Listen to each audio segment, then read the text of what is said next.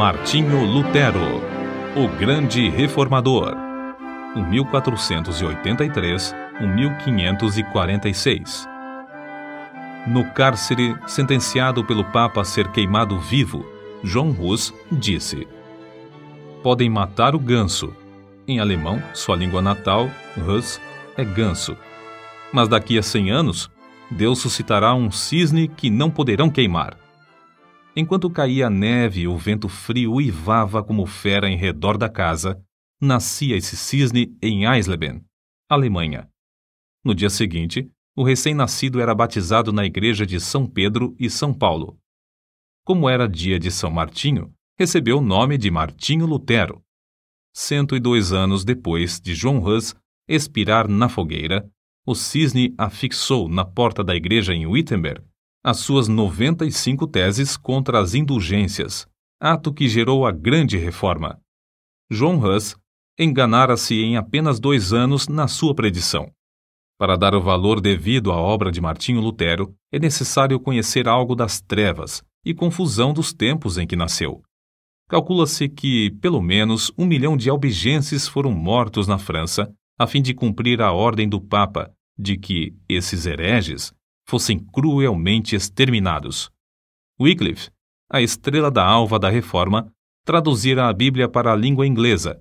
João Hus, discípulo de Wycliffe, morrera na fogueira, na Boêmia, suplicando ao Senhor que perdoasse os seus perseguidores. Jerônimo de Praga, companheiro de Hus, e também erudito, sofrera o mesmo suplício, cantando hinos nas chamas até o último suspiro. João Essália, notável pregador de Erfurt, fora preso por ensinar que a salvação é pela graça. Seu frágil corpo fora metido entre ferros, onde morreu 4 anos antes do nascimento de Lutero. Na Itália, 15 anos depois de Lutero nascer, Savonarola, homem dedicado a Deus e fiel pregador da palavra, foi enforcado e seu corpo reduzido a cinzas, por ordem da Igreja Romana. Em tempos assim, nasceu Martinho Lutero. Como muitos dos mais célebres entre os homens, era de família pobre. Dizia ele: sou filho de camponeses. Meu pai, meu avô e meu bisavô eram verdadeiros camponeses. A isso acrescentava: há tanta razão para vangloriarmos-nos de nossa ascendência quanto há para o diabo se orgulhar da sua linhagem angélica. Para vestir, alimentar e educar seus 7 filhos, os pais de Martinho esforçavam-se incansavelmente. O pai trabalhava nas minas de cobre. A mãe, além do serviço doméstico, trazia lenha às costas da floresta. Os pais não somente se interessavam pelo desenvolvimento físico e intelectual dos filhos, mas também pelo espiritual. Quando Martinho chegou à idade de compreender, seu pai ensinou-o a ajoelhar-se ao lado da sua cama à noite e rogava a Deus que fizesse o menino lembrar-se do nome de seu Criador. Eclesiastes, capítulo 12, versículo 1. Sua mãe era sincera e devota. Ensinou seus filhos a considerar todos os monges como homens santos e a sentir todas as transgressões dos regulamentos da Igreja como transgressões das leis de Deus. Martinho aprendeu a recitar os 10 mandamentos e a oração do Pai Nosso, a respeitar a Santa Sé na distante e sagrada Roma e a olhar, tremendo, para qualquer osso ou fragmento de roupa que tivesse pertencido a algum santo. A base da sua religião formava-se mais em que Deus é um juiz vingativo do que um amigo de crianças. Mateus, capítulo 19, versículos 13 ao 15. Quando já adulto, Lutero escreveu: estremecia e tornava-me pálido ao ouvir alguém mencionar o nome de Cristo, porque fui ensinado a considerá-lo como um juiz encolerizado. Fomos ensinados que devíamos, nós mesmos, fazer propiciação por nossos pecados, que não podemos fazer compensação suficiente por nossa culpa, que é necessário recorrer aos santos dos céus e clamar a Maria para desviar de nós a ira de Cristo. O pai de Martinho, satisfeitíssimo pelos trabalhos escolares do filho, na vila onde morava, mandou-o, aos 13 anos, para a escola franciscana na cidade de Magdeburgo. O moço apresentava-se frequentemente no confessionário, onde o padre lhe impunha penitências e o obrigava a praticar boas obras para obter a absolvição. Esforçava-se incessantemente para adquirir o favor de Deus pela piedade, desejo esse que o levou mais tarde à vida em convento. Para conseguir a sua subsistência em Magdeburgo, Martinho era obrigado a esmolar pelas ruas, cantando canções de porta em porta. Seus pais, achando que em Eisenach passaria melhor, mandaram-no estudar nessa cidade, onde moravam parentes de sua mãe. Esses parentes, porém, não auxiliaram, e o moço continuou a mendigar o pão. Quando estava a ponto de abandonar os estudos e começar a trabalhar com as mãos, certa senhora de recursos, Dona Úrsula Cota, atraída por suas orações na igreja e comovida pela humilde maneira de receber quaisquer restos de comida nas portas das casas, acolheu-o entre a família. Pela primeira vez, Lutero experimentara fartura. Mais tarde, ele referiu-se a Eisenach como a cidade bem amada.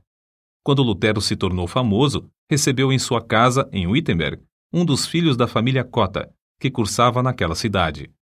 Domiciliado na casa da sua extremosa mãe adotiva, Dona Úrsula, Martinho desenvolveu-se rapidamente, recebendo uma sólida educação. Seu mestre, João Trebúnius, era homem culto e de métodos esmerados. Não maltratava os alunos como os demais mestres. Conta-se que, ao encontrar os moços da sua escola, cumprimentava-os tirando o chapéu, porque ninguém sabia quais seriam dentre eles os doutores, regentes, chanceleres e reis.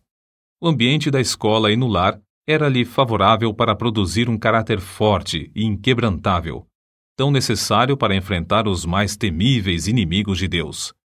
Martinho Lutero era mais sóbrio e devoto que os demais rapazes da sua idade. Acerca desse fato, Dona Úrsula, na hora da morte, disse que Deus tinha abençoado seu lar grandemente desde o dia em que Lutero entrara em sua casa.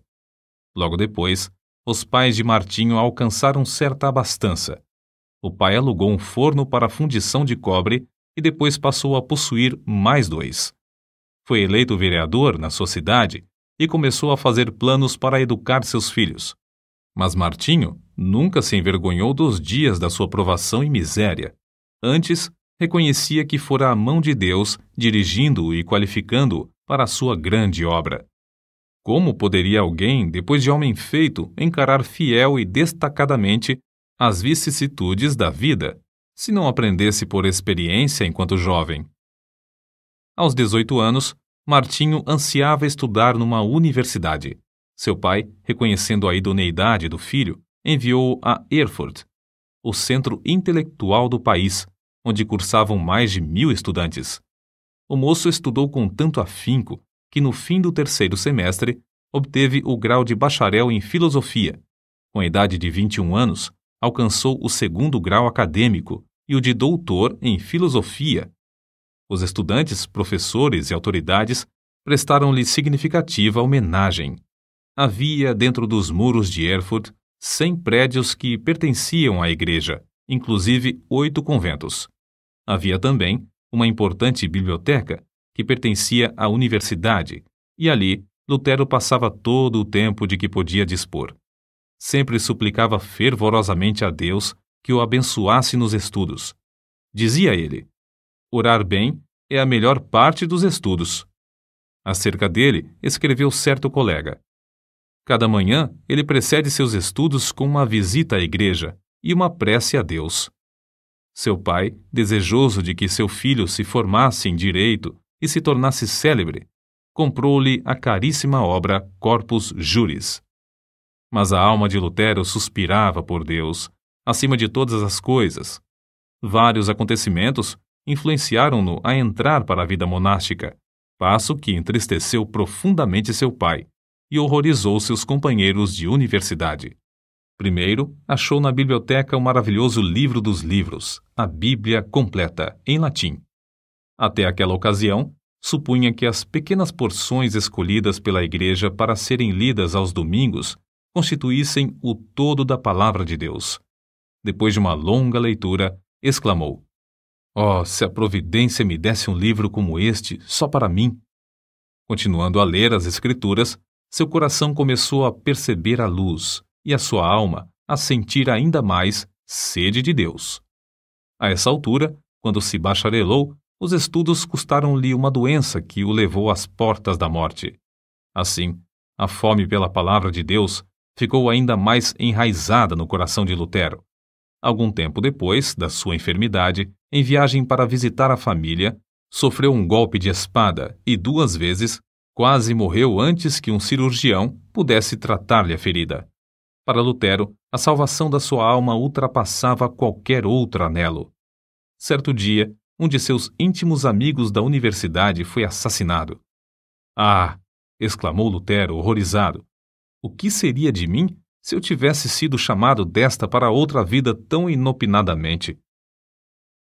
Mas, de todos esses acontecimentos, o que mais o abalou em espírito foi o que experimentou durante uma terrível tempestade quando voltava de visitar seus pais.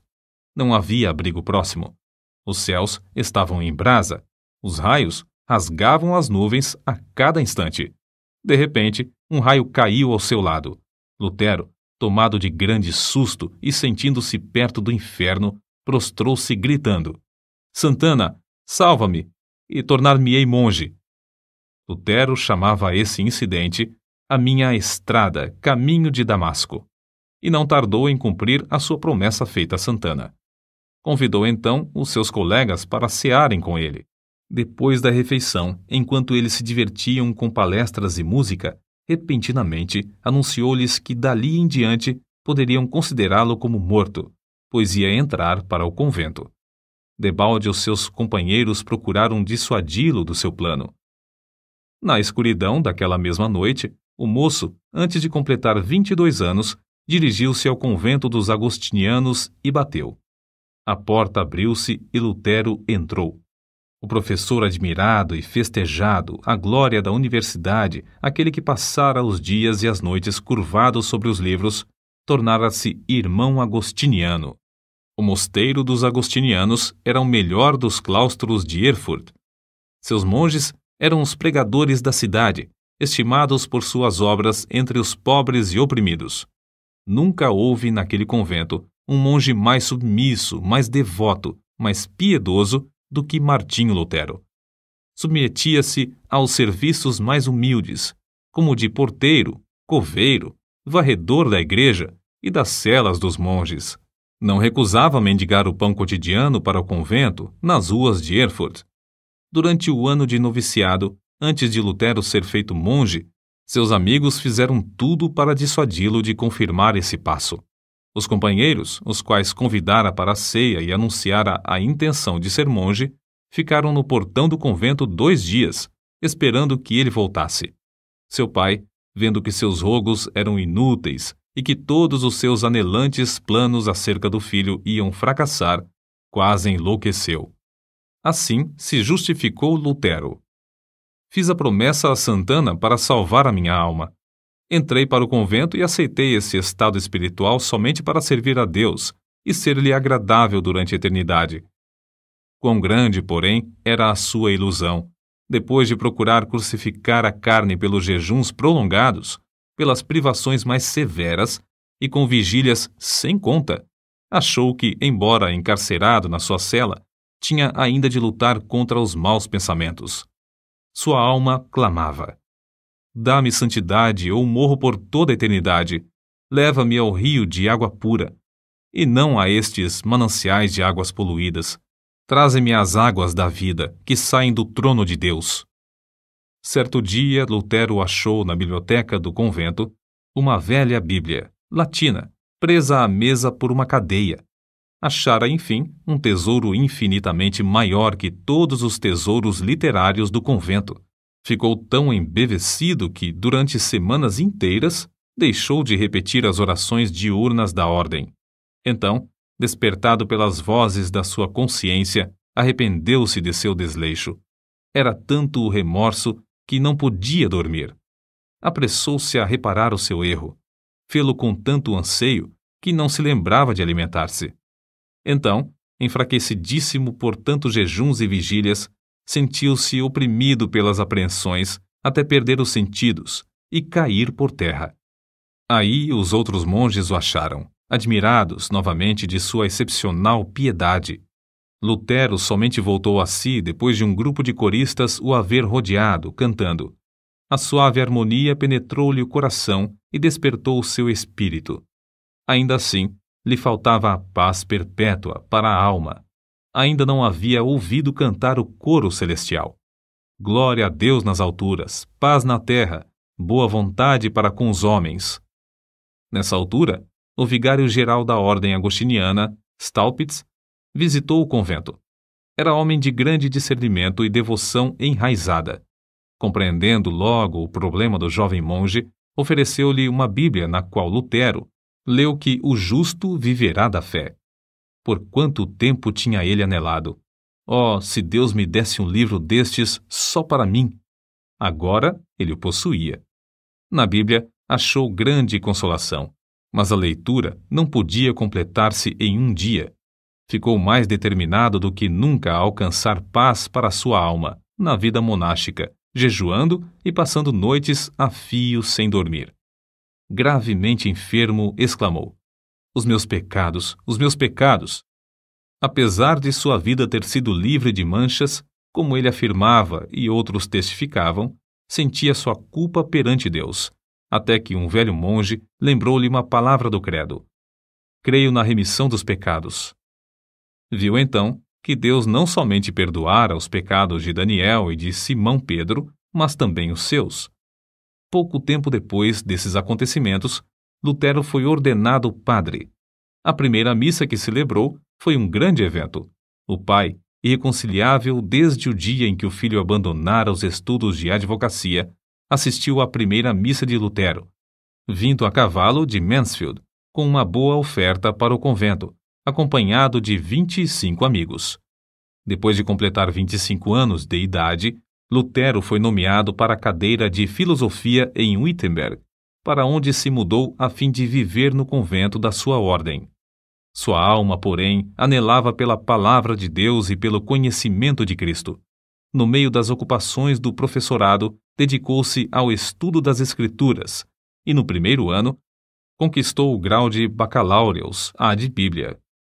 Sua alma ardia com o fogo dos céus. De todas as partes acorriam multidões para ouvir os seus discursos, os quais fluíam abundante e vivamente do seu coração, sobre as maravilhosas verdades reveladas nas Escrituras.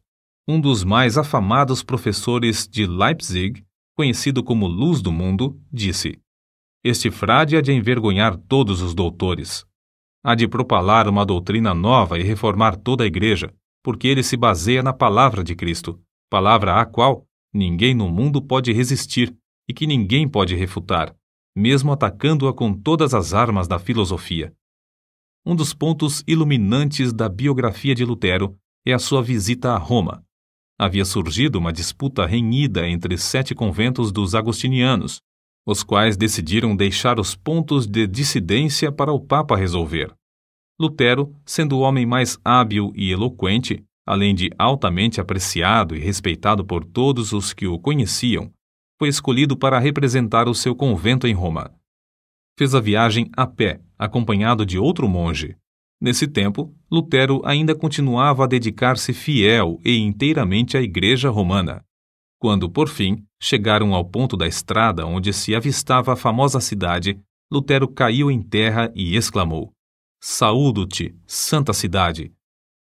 Os 2 monges passaram um mês em Roma, visitando os vários santuários e os lugares de peregrinação. Lutero celebrou missa 10 vezes. Lastimou, ao mesmo tempo, que seus pais ainda não tivessem morrido a fim de poder resgatá-los do purgatório.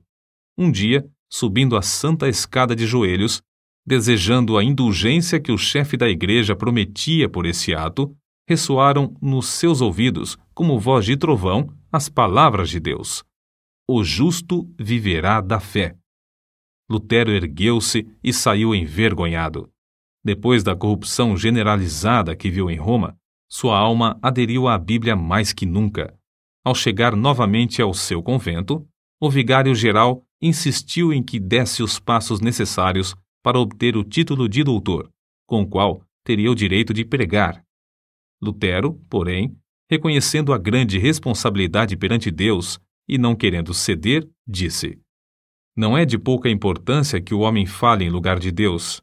Ah, senhor doutor, fazendo isso, me tirais a vida, não resistirei mais que 3 meses. O vigário-geral respondeu-lhe: seja assim, em nome de Deus, pois o Senhor Deus também necessita nos céus de homens dedicados e hábeis. O coração de Lutero, elevado à dignidade de doutor em teologia, abrasava-se ainda mais do desejo de conhecer as Sagradas Escrituras e foi nomeado pregador da cidade de Wittenberg. Os livros que estudou e as margens cheias de anotações que escreveu em letras miúdas servem aos eruditos atuais como exemplo de como cuidadosa e minuciosamente estudava tudo em ordem. Acerca da grande transformação da sua vida nesse tempo, ele mesmo escreve: desejando ardentemente compreender as palavras de Paulo, comecei o estudo da Epístola aos Romanos. Porém, logo no primeiro capítulo, consta que a justiça de Deus se revela no Evangelho. Versículos 16 e 17. Eu detestava as palavras "a justiça de Deus", porque, conforme foi ensinado, eu a considerava como um atributo do Deus Santo, que o leva a castigar os pecadores. Apesar de viver irrepreensivelmente como monge, a consciência perturbada me mostrava que era pecador perante Deus. Assim, odiava a um Deus justo que castiga os pecadores.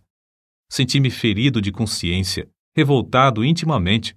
Contudo, voltava sempre para o mesmo versículo, porque queria saber o que Paulo ensinava. Depois de meditar sobre esse ponto durante muitos dias e noites, Deus, na sua graça, me mostrou a palavra: o justo viverá da fé. Vi então que a justiça de Deus, nesta passagem, é a justiça que o homem piedoso recebe de Deus, pela fé como dádiva.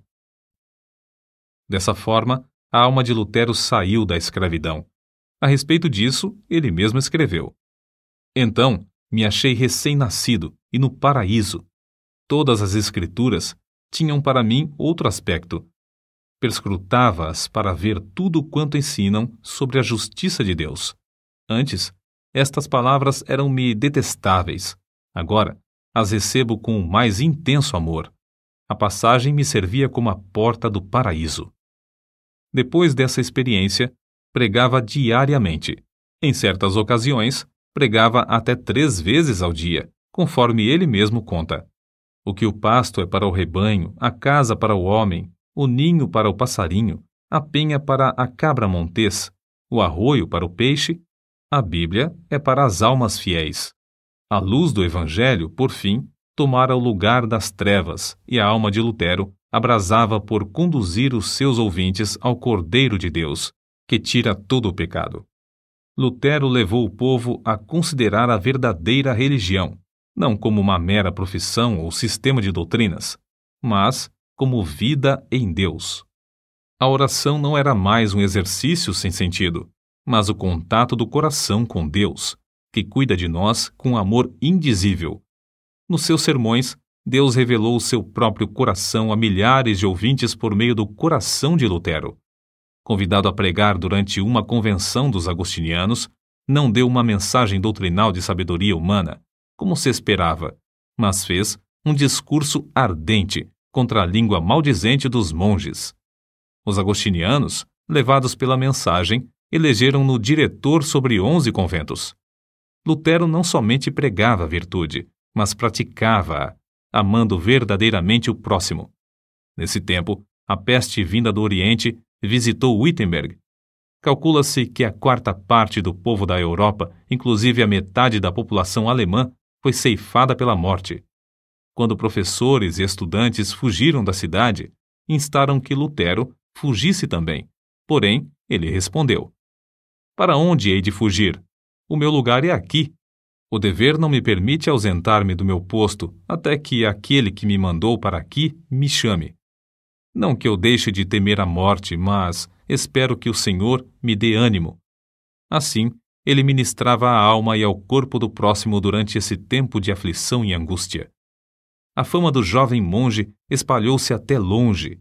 Entretanto, sem o perceber, enquanto trabalhava incansavelmente para a igreja, já havia deixado o rumo liberal que ela seguia em doutrina e prática.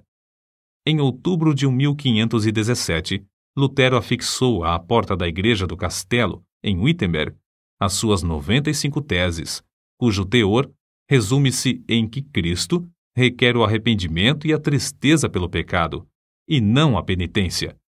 Lutero as afixou para um debate público, na porta da igreja, como era costume nesse tempo. Mas as proposições, escritas em latim, foram logo traduzidas para o alemão, holandês e espanhol.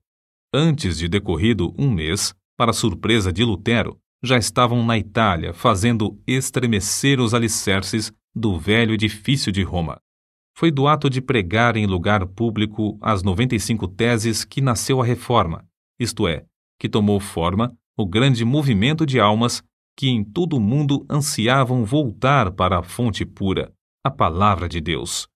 Contudo, Lutero não tencionara atacar a Igreja Romana. Antes, pensou em fazer a defesa do Papa contra os vendedores de indulgências. Em agosto de 1518, Lutero foi chamado a Roma para responder a uma denúncia de heresia. Frederico, entretanto, um dos que o elegeram para assumir a direção dos conventos, não consentiu que fosse levado para fora do país. Sendo assim, foi intimado a apresentar-se em Augsburgo. Eles te queimarão vivo, insistiram seus amigos. Lutero, porém, respondeu resolutamente: se Deus sustenta a causa, ela será sustentada. A ordem do núncio do Papa em Augsburgo foi: retrata-se ou não voltará daqui. Contudo, Lutero conseguiu fugir passando por uma pequena cancela no muro da cidade, na escuridão da noite. Ao chegar de novo em Wittenberg, um ano depois de afixar as teses, era o homem mais popular em toda a Alemanha.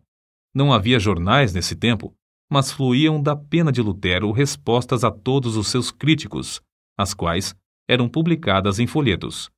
O que escreveu dessa forma, hoje seriam 100 volumes. O célebre Erasmo, da Holanda, assim escreveu a Lutero: seus livros estão despertando todo o país. Os mais eminentes da Inglaterra gostam de seus escritos. Quando a bula de excomunhão enviada pelo Papa chegou em Wittenberg, Lutero respondeu com um tratado dirigido ao Papa Leão X, exortando-o, no nome do Senhor, a que se arrependesse. A bula do Papa foi queimada fora do muro da cidade de Wittenberg, perante grande ajuntamento do povo. Assim escreveu Lutero ao vigário-geral. No momento de queimar a bula, estava tremendo e orando, mas agora estou satisfeito de ter praticado este ato enérgico. Lutero não esperou até que o Papa o excomungasse, mas deu logo o pulo da Igreja Romana para a Igreja do Deus vivo. Nesse ínterim, o imperador Carlos V, que ia convocar sua primeira dieta, Assembleia Política, na cidade de Worms, queria que Lutero comparecesse para responder pessoalmente aos seus acusadores. Os amigos de Lutero insistiam em que se recusasse a ir. Não fora John Hus entregue a Roma para ser queimado apesar da garantia de vida por parte do imperador? Mas em resposta a todos os que se esforçavam por dissuadi-lo de comparecer perante seus terríveis inimigos, Lutero, fiel à chamada de Deus, respondeu: ainda que haja em Worms tantos demônios quantas sejam as telhas nos telhados, confiando em Deus, eu aí entrarei. Depois de dar ordens acerca do trabalho, no caso de ele não voltar, partiu. Na sua viagem para Worms, o povo afluía em massa para ver o grande homem que teve coragem de desafiar a autoridade do Papa. Em Mora, pregou ao ar livre, porque as igrejas não mais comportavam as multidões que queriam ouvir seus sermões. Ao avistar as torres das igrejas de Worms, levantou-se na carroça em que viajava e cantou o hino de sua autoria, Ein feste Berg, Castelo Forte, que se tornaria o mais famoso da Reforma. Ao entrar, por fim, na cidade, estava acompanhado de uma multidão muito maior do que a que fora ao encontro de Carlos V. No dia seguinte, foi levado perante o imperador, ao lado do qual se achavam o delegado do Papa, 6 eleitores do Império, 25 duques, 8 margraves, 30 cardeais e bispos, 7 embaixadores, os deputados de 10 cidades e grande número de príncipes, condes e barões. É fácil imaginar que o reformador era um homem de grande coragem e de físico forte para enfrentar tantas feras que ansiavam despedaçar-lhe o corpo. A verdade é que passara uma grande parte da vida afastado dos homens, e mais ainda, achava-se fraco da viagem durante a qual foi necessário que um médico o atendesse. Entretanto, mostrou-se corajoso, não em sua própria força, mas no poder de Deus. Sabendo que tinha de comparecer perante uma das mais imponentes assembleias de autoridades religiosas e civis de todos os tempos, Lutero passou a noite anterior em vigília. Prostrado com o rosto em terra, lutou com Deus, chorando e suplicando. Um dos seus amigos ouviu-o orar assim: Ó Deus Todo-Poderoso, a carne é fraca, o diabo é forte. Ah, Deus, meu Deus, que perto de mim estejas contra a razão e a sabedoria do mundo. Falo, pois somente tu podes fazer. Não é a minha causa, mas sim a tua. Que tenho eu com os grandes da terra? É a tua causa, Senhor, a tua justa e eterna causa. Salva-me, ó Deus fiel, somente em ti confio. Ó Deus, meu Deus, vem, estou pronto a dar como um cordeiro a minha vida. O mundo não conseguirá prender a minha consciência, ainda que esteja cheio de demônios. E se o meu corpo tem de ser destruído, a minha alma te pertence e estará contigo eternamente. Conta-se que, no dia seguinte, na ocasião de Lutero transpor a porta para comparecer perante a Dieta, o veterano general Freudsburgo colocou a mão no ombro do reformador e disse-lhe: Pequeno monge, vais a um encontro diferente, que eu ou qualquer outro capitão jamais experimentamos, mesmo nas nossas conquistas mais ensanguentadas. Contudo, se a causa é justa e sabes que o é, avança no nome de Deus, e não temas nada. Deus não te abandonará. O grande general não sabia que Martinho Lutero vencera a batalha em oração e que entrava somente para declarar-lhes que a havia vencido de maiores inimigos. Quando o núncio do Papa exigiu de Lutero, perante a augusta Assembleia, que se retratasse, ele respondeu: Se não me refutardes pelo testemunho das Escrituras ou por argumentos, uma vez que não creio somente nos papas e nos concílios, por ser evidente que já muitas vezes se enganaram e se contradisseram uns aos outros, a minha consciência tem de ficar submissa à palavra de Deus. Não posso retratar-me, nem me retratarei de qualquer coisa, pois não é justo nem seguro agir contra a consciência. Deus me ajude. Amém. De volta ao seu aposento, Lutero levantou as mãos ao céu e exclamou com o rosto todo iluminado: Está cumprido, está cumprido. Se eu tivesse 1000 cabeças, preferiria que todas fossem decepadas antes de me retratar. A cidade de Worms, ao receber as notícias da ousada resposta de Lutero ao núncio do Papa, alvoroçou-se. As palavras do reformador foram publicadas e espalhadas entre o povo, que afluiu para honrá-lo. Apesar de os papistas não conseguirem influenciar o imperador a violar o salvo-conduto, para que pudessem queimar numa fogueira o assim chamado herege, Lutero teve de enfrentar outro grave problema. O edito de excomunhão entraria imediatamente em vigor, e Lutero, por causa dessa penalidade, era considerado criminoso. Ao findar o prazo do seu salvo-conduto, devia ser entregue ao imperador. Todos os seus livros deviam ser apreendidos e queimados, e o ato de ajudá-lo, de qualquer maneira, era também considerado crime capital. Mas para Deus é fácil cuidar dos seus filhos. Lutero, regressando a Wittenberg, foi repentinamente rodeado num bosque por um bando de cavaleiros mascarados que, depois de despedirem as pessoas que o acompanhavam, conduziram-no alta noite ao castelo de Wartburgo, perto de Eisenach. Isto foi um estratagema do príncipe da Saxônia para salvar Lutero dos inimigos que planejavam assassiná-lo antes de chegar à casa. No castelo, Lutero passou muitos meses disfarçado. Usou o nome de Cavaleiro Jorge e foi tido como morto. Fiéis servos de Deus oravam dia e noite pelo reformador. As palavras do pintor Alberto Dürer exprimem o sentimento do povo. Ó Deus, se Lutero fosse morto, quem agora nos exporia o Evangelho? Contudo, no seu retiro, livre dos inimigos, foi-lhe concedida a liberdade de escrever, E o mundo logo soube, pela grande quantidade de literatura produzida, que a obra saía de sua pena e que, de fato, Lutero vivia. O reformador conhecia bem o hebraico e o grego, e em 3 meses tinha vertido todo o Novo Testamento para o alemão. Em poucos meses mais, a obra estava impressa e nas mãos do povo. 100.000 exemplares foram vendidos em 40 anos, além das 52 edições impressas em outras cidades. Era circulação imensa para aquele tempo, mas Lutero não aceitou 1 centavo de direitos. A maior obra de toda a sua vida, sem dúvida, fora a de dar ao povo alemão a Bíblia na sua própria língua, depois de seu retorno a Wittenberg. Já existiam outras traduções, mas escritas numa forma de alemão latinizado que o povo não compreendia.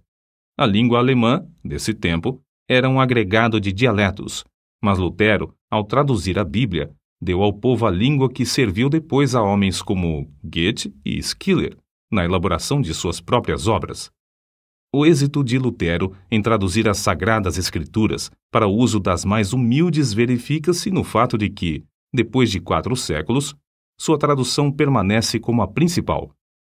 Outra coisa que contribuiu para o êxito da tradução de Lutero é que ele era erudito em hebraico e grego e traduziu direto das línguas originais.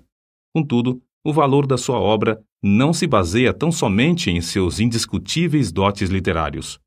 O que lhe conferiu realidade foi que o reformador conhecia a Bíblia, como ninguém podia conhecê-la, sem primeiro sentir a angústia eterna e achar nas Escrituras a verdadeira e profunda consolação. Lutero conhecia intimamente e amava com sinceridade o autor do livro. O resultado foi que o seu coração abrasou-se com o fogo e poder do Espírito Santo. Foi esse o segredo de ele traduzir tudo para o alemão em tão pouco tempo. Como todos sabem, a fortaleza de Lutero e da Reforma foi a Bíblia. Escreveu de Wartburgo para o seu povo em Wittenberg. Jamais em todo o mundo se escreveu um livro mais fácil de compreender do que a Bíblia. Comparada aos outros livros, é como o sol em contraste com todas as demais luzes. Não vos deixeis levar a abandoná-la sob qualquer pretexto da parte deles. Se vos afastardes dela por um momento, tudo estará perdido. Podem levar-vos para onde quer que desejem. Se permanecerdes com as Escrituras, sereis vitoriosos. Depois de abandonar o hábito de monge, Lutero resolveu deixar por completo a vida monástica, casando-se com Catarina von Bora, freira que também saíra do claustro por ver que tal vida é contra a vontade de Deus. O vulto de Lutero sentado ao lume, com a esposa e 6 filhos que amava ternamente, inspira os homens mais que o grande herói ao apresentar-se perante o legado em Augsburgo. Nos cultos domésticos, a família rodeava um harmônio, com o qual louvavam a Deus juntos. O reformador lia o livro que traduzira para o povo, e depois louvavam a Deus e oravam, até sentirem a presença divina entre eles. Havia entre Lutero e sua esposa profundo amor, de um para com o outro. São de Lutero estas palavras: Sou rico.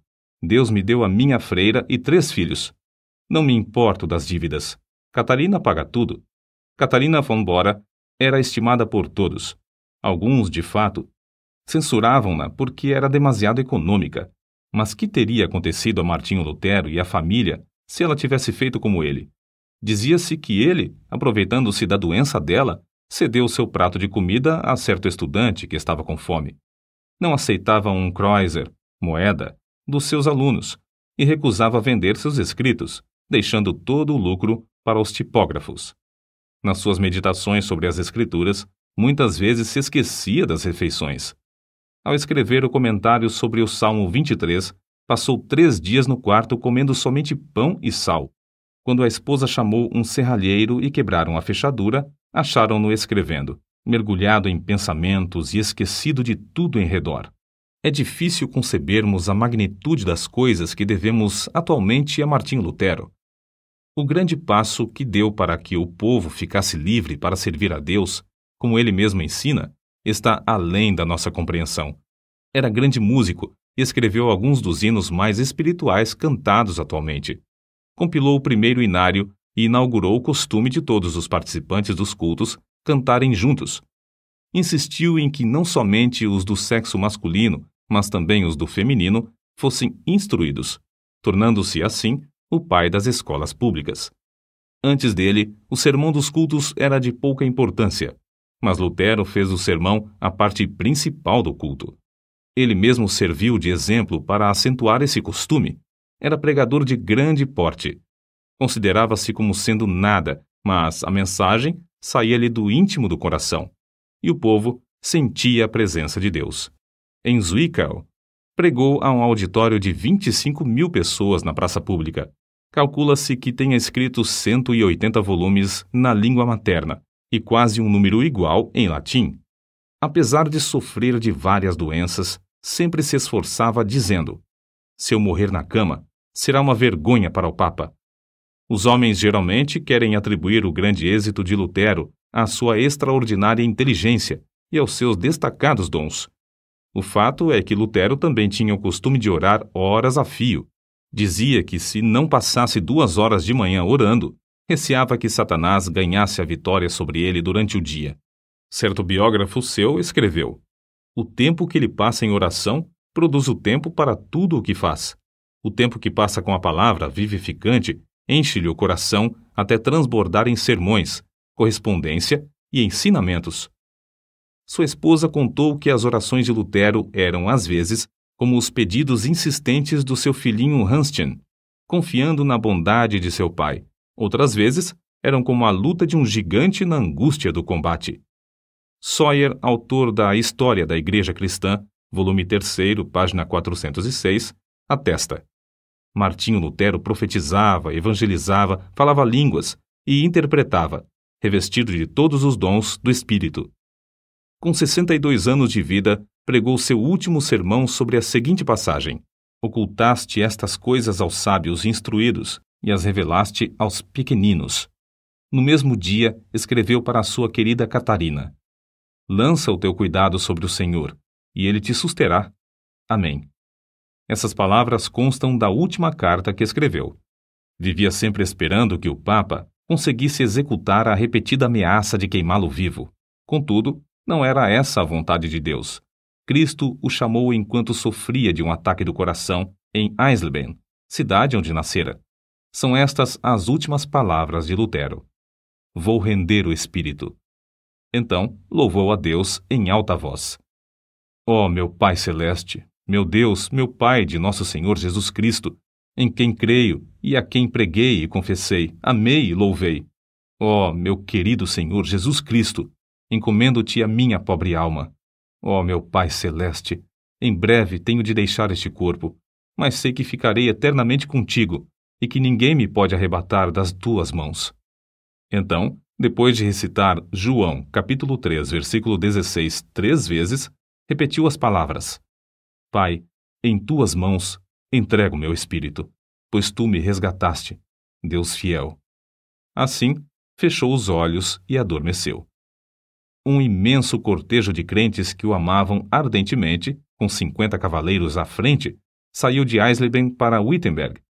Passando pela porta da cidade onde o reformador queimara a bula de excomunhão, entrou pelas portas da igreja onde, há 29 anos, afixara suas 95 teses.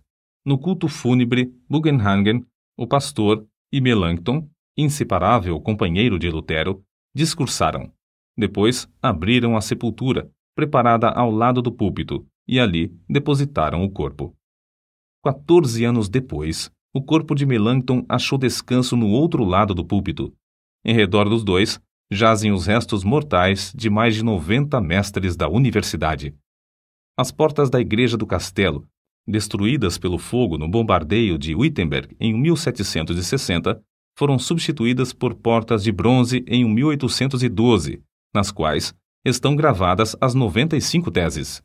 Contudo, este homem que perseverou em oração deixou gravadas, não no metal que perece, mas em centenas de milhões de almas imortais, a palavra de Deus, que dará fruto para toda a eternidade. Nota: os albigenses são considerados os heréticos de maior importância dentro da Igreja Católica durante a Idade Média. Devem seu nome à cidade de Albi, na França. O Papa Inocêncio III lançou a Cruzada Albigense, 1209 ao 1229, que reprimiu seus seguidores de forma brutal. Só pequenos grupos sobreviveram e, mesmo assim, logo foram perseguidos pela Inquisição, até fins do século XIV.